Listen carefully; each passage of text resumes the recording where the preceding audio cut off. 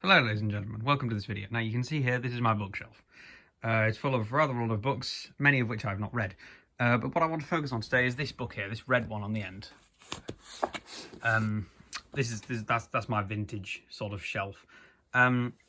Yes, this one here, this is, if the inside cover is to be believed, from 1958. You often get that sort of message in old books. This is a former history sort of textbook, if you will. I imagine it would have been for school use, or at least for children, because there are throughout it there's sort of little test. Here we go. There's little puzzles. Where are we? There you see this sort of thing. Not even anything to do with history at all. Just a little crossword there.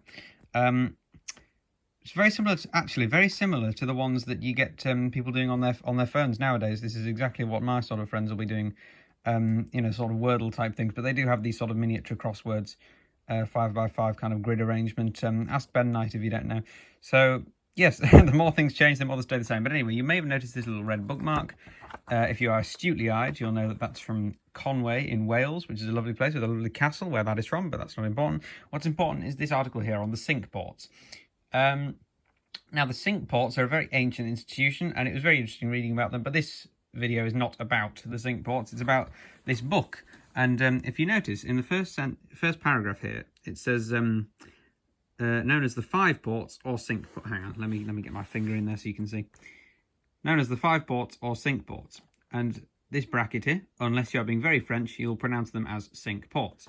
And this is a clear indication to me that old history books absolutely knew more what they were talking about than modern ones. Because you see, a great majority of school textbooks nowadays, I imagine, will not even tell children how to pronounce things, let alone warn them that if they pronounce them the wrong way, then they're going to be giving credence to French ideas. So I think this is very obviously something they used to get right and they do not get right anymore. So yes, a boon for historical textbooks, and don't sound French.